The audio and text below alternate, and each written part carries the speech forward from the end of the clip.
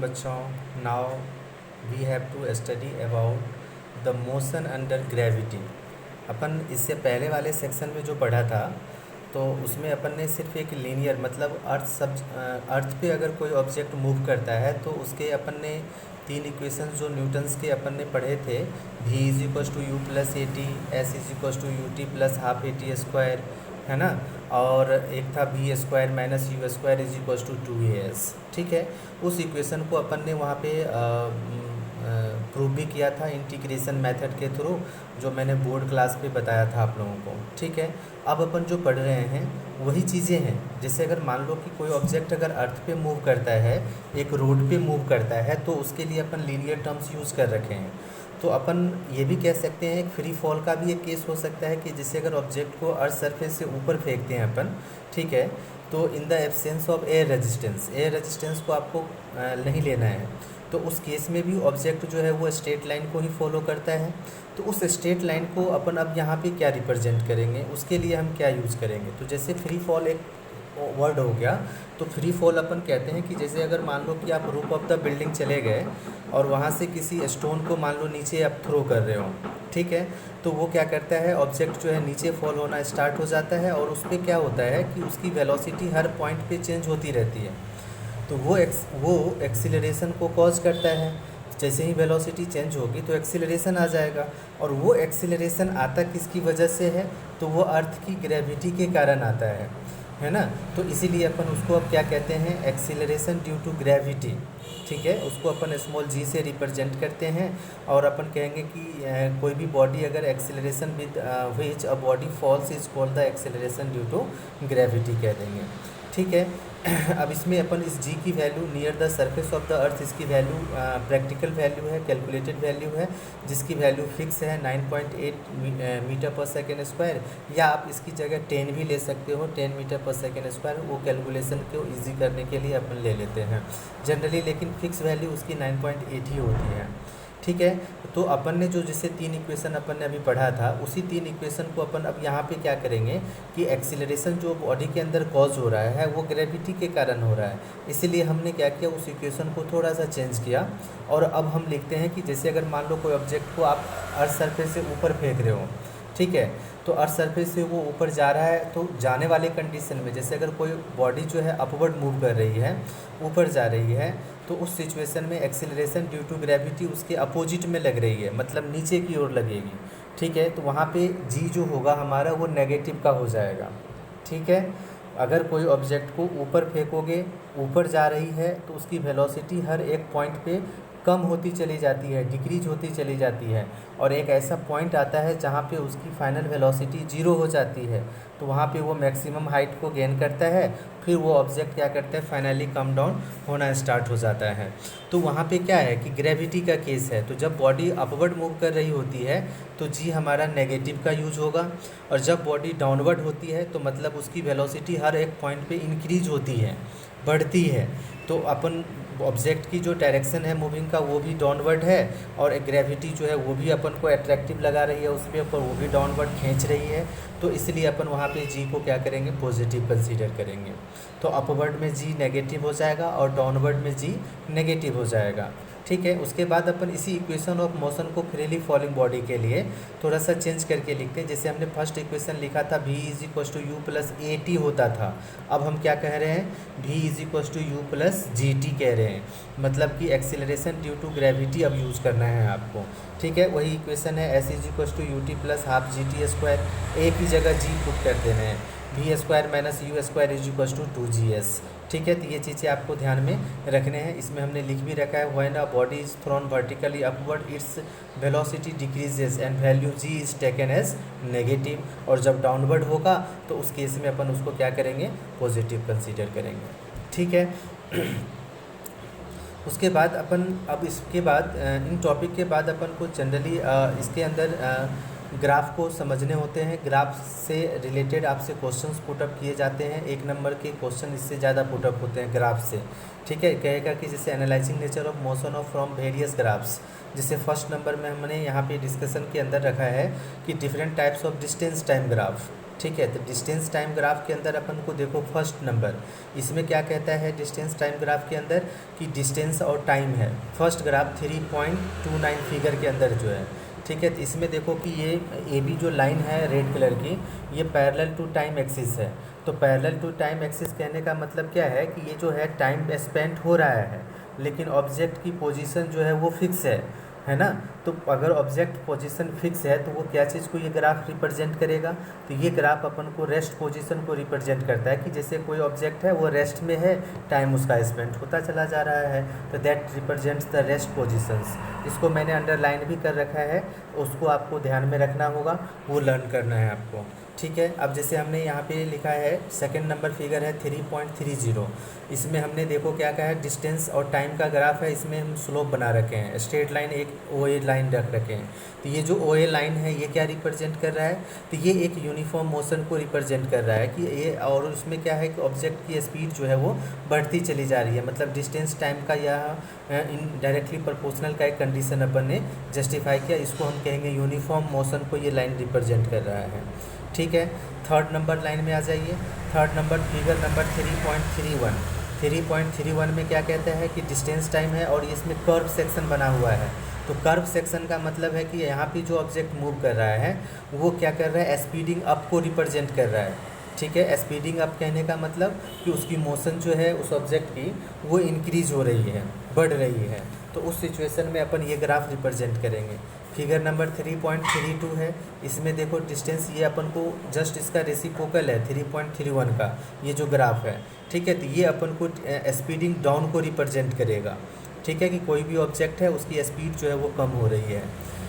Fifth number graph में आ जाइए, इसमें अपन distance time graph straight line parallel to distance axis है।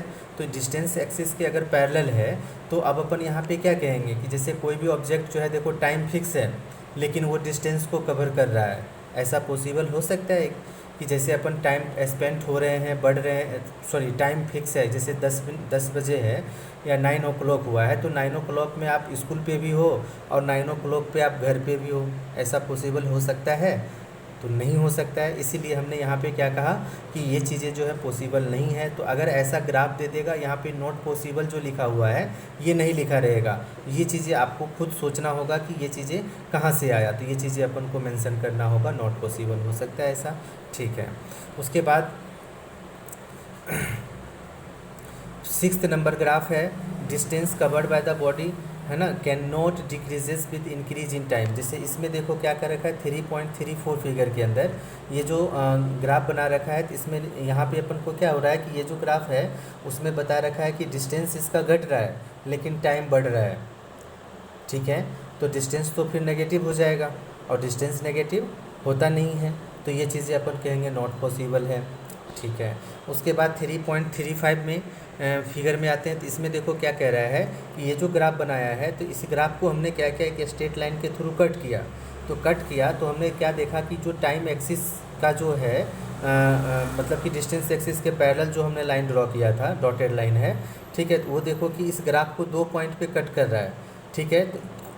तो अपन यहाँ पे ये कह सकते हैं कि एक ही टाइम में ऑब्जेक्ट 2 पोजीशन को यहाँ पे रिप्रेजेंट कर रहा है ना, एक ही टाइम में ऑब्जेक्ट 2 पोजीशन को रिप्रेजेंट कर रहा है, तो ये पॉसिबल नहीं हो सकता है, ठीक है। कि आप एक ही टाइम में आप मान लो कि मार्केट में भी हो और भी घर पे भी हो, ऐसा पॉसिबल नहीं हो सकता है, ठीक है। तो ये भी अपन नॉट पॉसिबल लिखना है ओनली, ठीक है। उसके बाद है अपन को different types of displacement time graph. तो डिस्प्लेसमेंट टाइम ग्राफ क्या रिप्रेजेंट कर रहा है, तो डिस्प्लेसमेंट टाइम ग्राफ में सेम उसी तरीके से जैसे डिस्टेंस का लिया था, तो यहाँ पे अब अपन को डिस्टेंस की जगह सिर्फ डिस्प्लेसमेंट आ जाएगा। तो ये क्या करेगा, वेलोसिटी को रिप्रेजेंट करना स्टार्ट कर देगा। जैसे इसमें है कि object parallel to time axis है, तो मतलब टाइम स्पेंड हो रहा है, ऑब्जेक्ट की वेलोसिटी जो है वो कांस्टेंट है, मतलब कि वो कांस्टेंट वेलोसिटी से चलता चला जा रहा है। तो यहाँ पे अपन क्या कहेंगे कि ये रेस्ट पोजीशन को रिप्रेजेंट कर रहा है, सॉरी डिस्टेंस जो है वो फिक्स है, पोजीशन फिक्स है ऑब्जेक्ट की, टाइम स्पेंड हो रहा है, इसमें कोई डिस्टेंस को वो टाइम के रिस्पेक्ट में कवर नहीं कर रहा है। तो ए बी लाइन जो है वो इंडिकेट क्या कर रहा है कि 0 वेलोसिटी हो गया, ऑब्जेक्ट रेस्ट में है, जैसे ही वेलोसिटी जीरो मतलब ऑब्जेक्ट रेस्ट में है। ठीक है, सेकंड में उसी तरह से अपन को ये स्ट्रेट लाइन ओ ए लाइन स्ट्रेट लाइन इंक्लाइंड है टाइम एक्सिस के लिए, तो अपन कह देंगे एक सिंगल स्लोप है, तो ये रिप्रेजेंट करेगा कांस्टेंट वेलोसिटी को। ठीक है, और इसको अपन कहेंगे जीरो एक्सीलरेशन। जैसे ही वेलोसिटी कांस्टेंट होगा तो एक्सीलरेशन अपना जीरो हो जाएगा। फिर है फिगर नंबर 3.38। इसमें देखो ग्राफ जो है वो कर्व सेक्शन को इंट्रोड्यूस कर रखा है। तो कर्व सेक्शन कहने का मतलब है कि इसका ये जो ग्राफ अपन को क्रिएट करेगा तो ये क्या करेगा कि स्पीडिंग अप मतलब कि ग्रेटर स्पीडिंग को ये रिप्रेजेंट करेगा, और इसमें कहेंगे अपन को ये एक्सीलरेटेड मोशन को रिप्रेजेंट कर रहा है। इसकी वेलोसिटी जो है वो इंक्रीज कर रही है, मतलब यहाँ पे एक्सीलरेशन कॉज करेगा। ठीक है, स्ट्रेट लाइन था इसमें 3.37 में, तो उसमें हमने कहा कांस्टेंट वेलोसिटी तो जीरो एक्सीलरेशन। अब इसमें ये कर्व बन गया तो ये क्या करेगा, एक्सीलरेशन को कॉज करेगा। ठीक है, ये ध्यान रखना है आपको।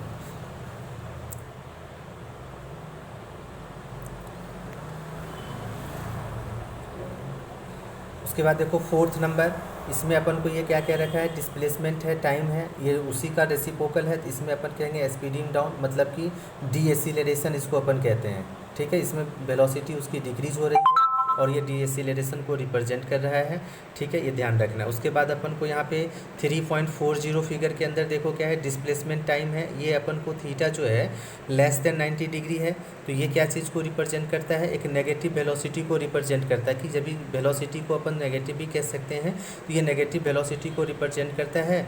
और इसमें अपन ये कहते हैं कि it indicates that the body is running या returning back to its original position with the uniform velocity.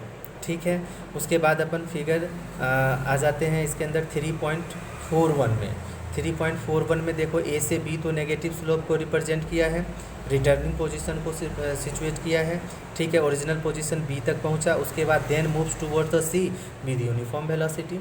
ये चीज़ें अपन यहाँ पे रिप्रेजेंट कर देंगे। ठीक है,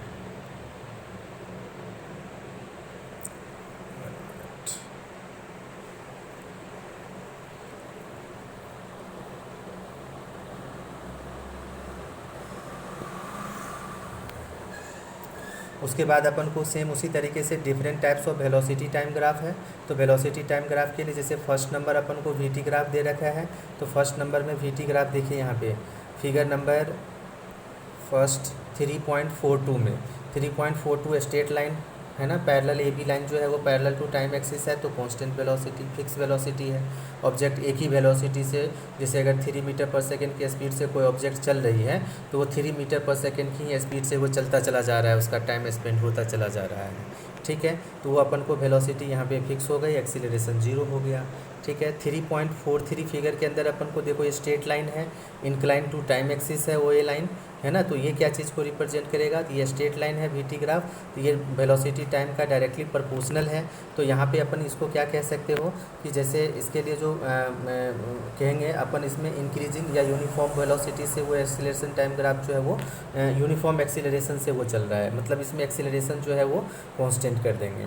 ठीक है, उसके बाद अपन यहाँ से थर्ड नंबर में आते हैं। थर्ड नंबर में 3.44 फिगर नंबर, इसमें अपन कहते हैं कि जैसे ओ से लेके ए तक जो है वो इनिशियल वेलोसिटी यू को रिप्रेजेंट कर रखे हैं, और ए से जो बी है वो स्ट्रेट लाइन कर रखे हैं। तो पहले अपन इनिशियल पोजीशन ओ ए कहा, उसके बाद वो कांस्टेंट वेलोसिटी से ऑब्जेक्ट जो है वो चलना स्टार्ट कर दिया।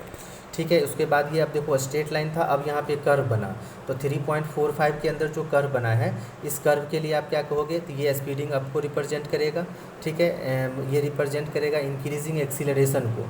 ठीक है, फिफ्थ नंबर में आ जाइए, यहाँ पे देखिए 3.46 फिगर नंबर है, इसमें उसका जस्ट रेसिप्रोकल है, तो ये क्या करेगा, रिप्रेजेंट्स डिक्रीजिंग एक्सीलरेशन को। ठीक है, 3.47 है, ये नेगेटिव स्लोप फिर आ गया, तो ये अपन को क्या करेगा, बिकमिंग जीरो, मतलब कि इसका जो वेलोसिटी यूनिफॉर्मली वेलोसिटी जो है वो डिक्रीज हो रही है और वो जीरो हो जाएगा आफ्टर सम टाइम। ठीक है, जिसमें थीटा अपन ये रिप्रेजेंट कर रखा है, तो ये नेगेटिव एक्सीलरेशन को भी रिप्रेजेंट करेगा। ठीक है, उसके